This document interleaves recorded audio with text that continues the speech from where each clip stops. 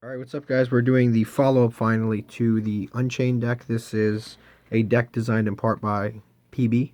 What's up? He's usually in the comments section. We designed this deck. He brought a lot of the Unchained knowledge, and we brought a lot of like the True Kings and all of the other sort of variety that you'll see in this deck. This is a very different and creative deck profile. This is not what you would expect out of a typical. This is not your typical True Draco Unchained deck, but it is a very fun build. You can try it out. I would say probably this is the best build that we were able to put together. Right? Yeah, it He's been actually yeah top one time. he Yeah. taught, but So, he's been hammering this deck down. He's been practicing a lot. Right? He's yeah. put in the hours. This is the best build that you found. So Yeah, far, so yeah. far. But yeah, so I'm gonna work on it. All right, well, let's get started. hmm We play 3 copies of Unchained Solar Disaster. Basically, this card is one of the 3 main deck Unchained cards. Each of them have different cool effects. This guy gains 300 attack for every Unchained monster in your graveyard. This includes the links.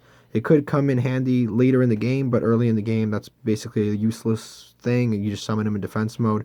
He's extremely large and he's very easy to summon. There's a lot of situations where your opponent will go into a battle phase, kill a little Unchained monster, and then you summon this in defense. And honestly, 3,000 is a lot to get over. They can actually go over with Yeah, Warlord if you special summon with Dark Spirit with Malice with because Malice. his effect's negated. He doesn't have no attack, Yeah, and no, not Borlord. Boar Sword is 3,000. He doesn't gain attack, so like they just need to pass. yeah.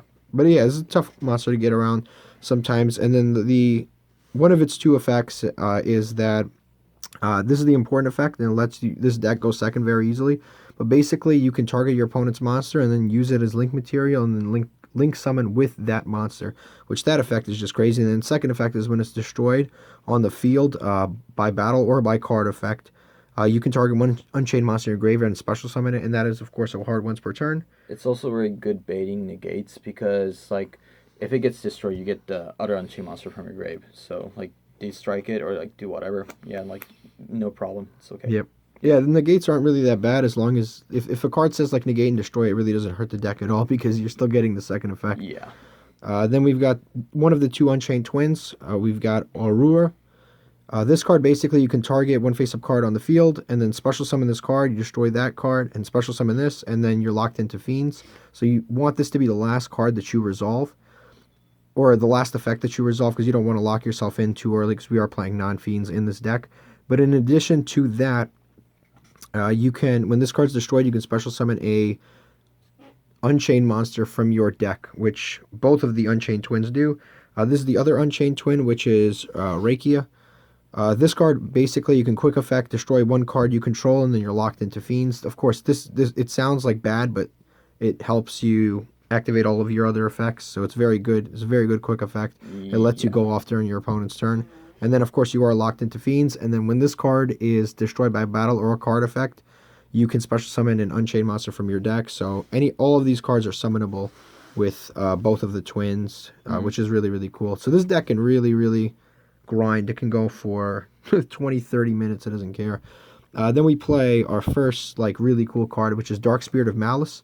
This card is insane. Basically, anytime your opponent activates a card or effect, like for any reason, and it's a quick effect, you can you can send this to the graveyard from your hand or from the field, and then special summon a level 8 fiend from your graveyard, which is the Unchained Soul of Disaster, which is going to start up this like vicious loop.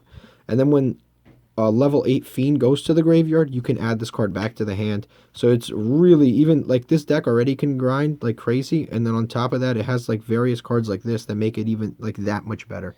You can also like special summon the link 2 or link 3 popping the disaster if you're on your opponent's turn and like what's again by using Lakia, and like my opponent like popped the link 2 and like I was like okay, just pop the level 8 and like bring it back and like link off your opponent's monster, so it's really good.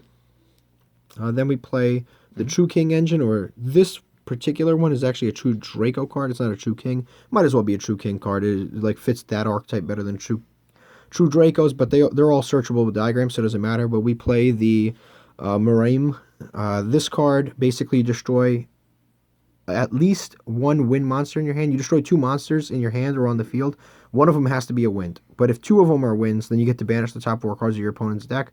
That effect isn't like as bad as you would think because at least it's not sending to the graveyard, it's banishing.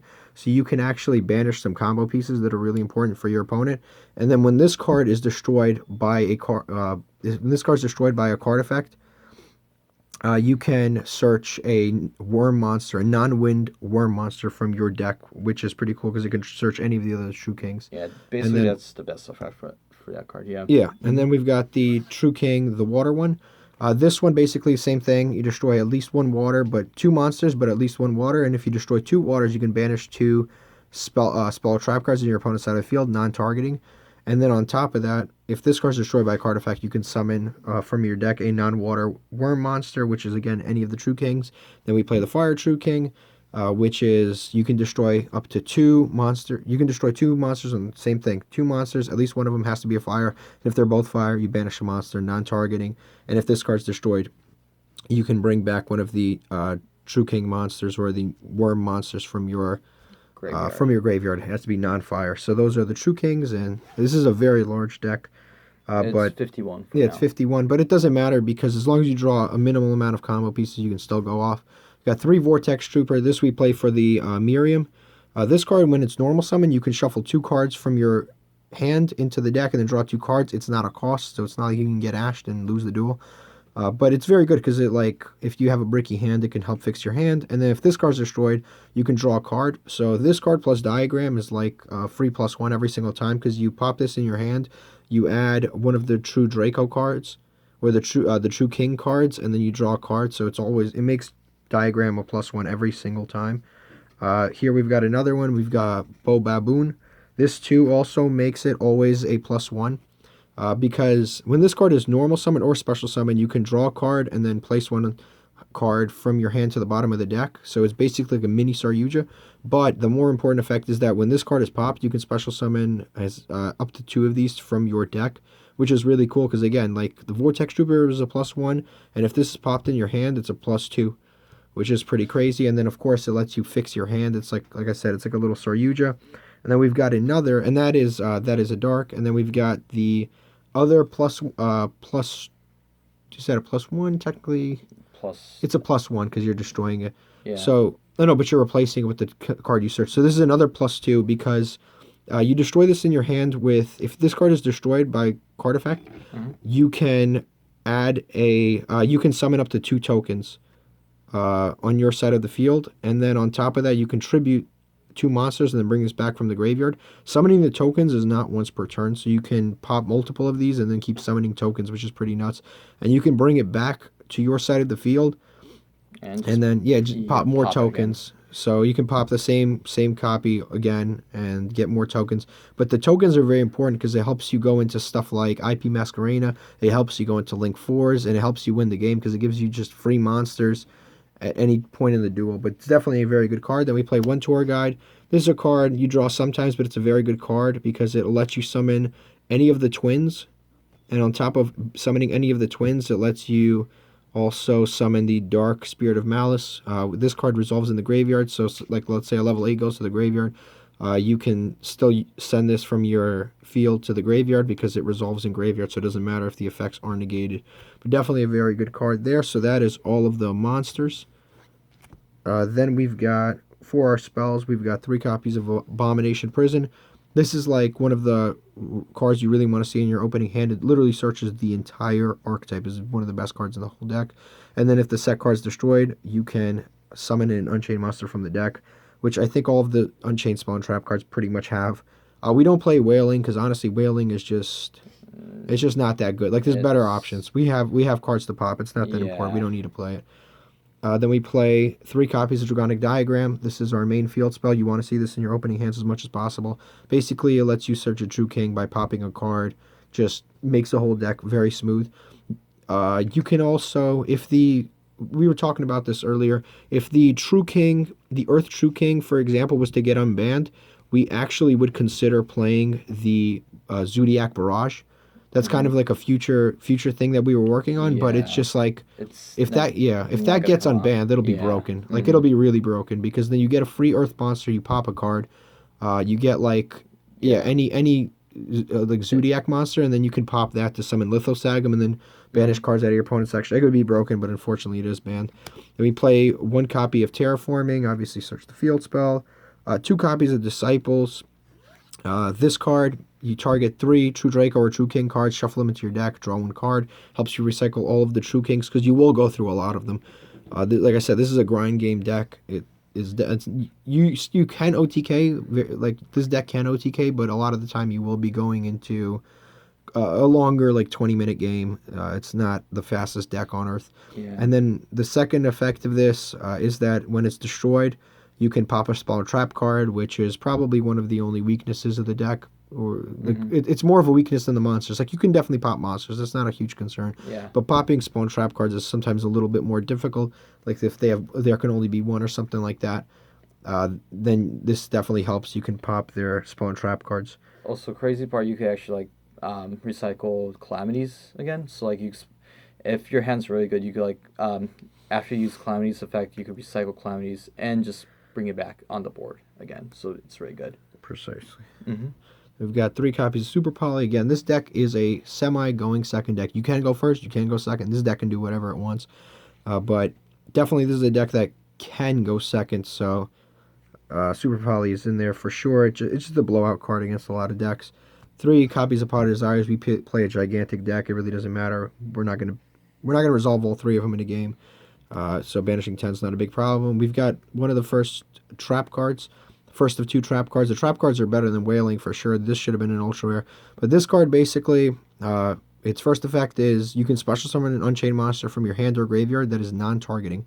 That is already a good effect on its own. And then its second effect is if this set card is destroyed by a card effect, just like all of the other cards, you can special summon an Unchained monster from your deck, which is just terrific. And then we've got the Escape of the Unchained. And this card, you can target an Unchained monster you control, and then 1 card your opponent controls, and then pop both of them. And then 1 card on the field, I'm sorry, not even that your opponent controls, but 1 card on the field. Pop both of them, and then the same stipulation, if this set card is destroyed by card effect, you can special summon an Unchained monster from your deck, which is pretty nuts. Mm-hmm. And then we've got, for the extra deck, we've got 1 copy of True King of all Calamities. Our end board usually looks something like this. It's usually a True King of Calamities and an Unchained Soul and maybe some spawn trap cards and various other interruptions, and then the following turn you just OTK. But this card, if you don't know, is just like a skill drain, and then you can change your opponent's attribute and mess with them that way. More like a Mystic Mind that only activates against your opponent. Oh yeah, that way. It basically, it just basically very much hurts your opponent, and a lot of times they just end their turn. There's not much you can do. Yeah. Then we got the Super Poly targets, which is going to be Starving Venom for Orcust, Salamangrates, and Thunder Dragons. It beats like the 3 big decks in the meta right now, so which is nuts. And the only thing it's not good against the Sky Strikers, you just side it out for something. Yeah, Venom is actually really good because you can just pop it on your opponent's turn, like. Yeah. Oh yeah, and they just break their. You can actually, because Venom, his effect is that when he's destroyed, you can if this card's destroyed, you can just destroy all special summon monsters, which is really helpful because you can just get a second use out of him. Yeah.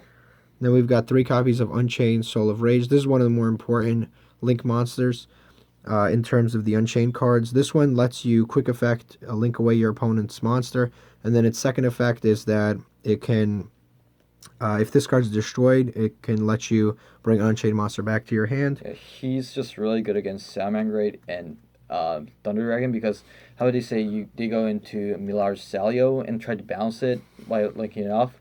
You could just like chain his effect and like link off their Sunlight Wolf and like their Salio's effect. It's not gonna resolve, and like you get a link 4 because they have a link 2 monster. So he's broken. And then we've got the IP Masquerena. This card is very good. It's what you usually use with the fire. What's it called? The Firefox, or what is it? Nine-tailed Fox. Naruto. Yeah. Naruto. This is usually what you make with that because it's 2 non-link monsters, and then you can during your opponent's turn use this and any other monster, and then make a variety of level 4s. You can make Crusadia Avermax, but we chose not to include it, but you can. Yeah. Then we've got an Unchained Soul of Anguish. This card, Lets you target your opponent's monster and then link it off. This is not a quick effect. This one is a like the ignition effect that you use during your turn. Yeah, I hope This one that's is a good quick for effect. Yeah. yeah, it's good for going second. This one, and then same thing with this card. If it's destroyed by battle or card effect, you can bring an Unchained monster back to your hand. Then we've got another Link 3, the Nightmare Unicorn. This is one of the other good cards to go into off of Unchained Soul of Rage because you can use this, link away their monster, summon Unicorn, and then shuffle a monster back into their deck.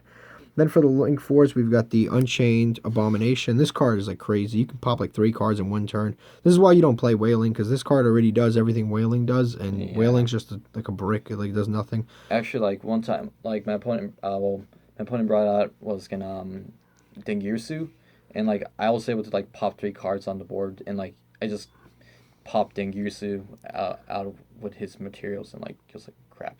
Yeah, Yeah. nothing, not much he could have done there. Yeah. But yeah, this card basically, if it's destroyed by card, if a card on the field is destroyed by battle or card effect, which you could trigger with like diagram, you could target on the card, one card on the field, destroy it. When a monster is destroyed by battle, you can destroy a card, and then during the end phase, during either end phase, this card also destroys a card. So it's very easy to pop cards.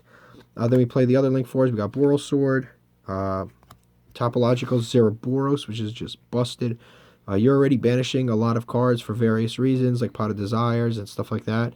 So this card can have an insane amount of attack. So basically, you just summon this either during your opponent's turn or during your turn. And then when a monster is co-linked, you banish everything on the field. It doesn't need to be your monster. It could be on your opponent's link marker. Yeah. Do special summon like Jaguar on your Sunlight Wolf banishes everything. Yeah. When a monster anywhere is linked, you can banish everything, and then this card comes back during your next standby phase. Unfortunately, that was a it wasn't a it was an issue that with how they translated it, but hopefully they fix it soon in like an OTS pack or something. This card should come back during the next standby phase. Then we've got the Topological Trashbania. This is basically this card, but with spawn trap cards.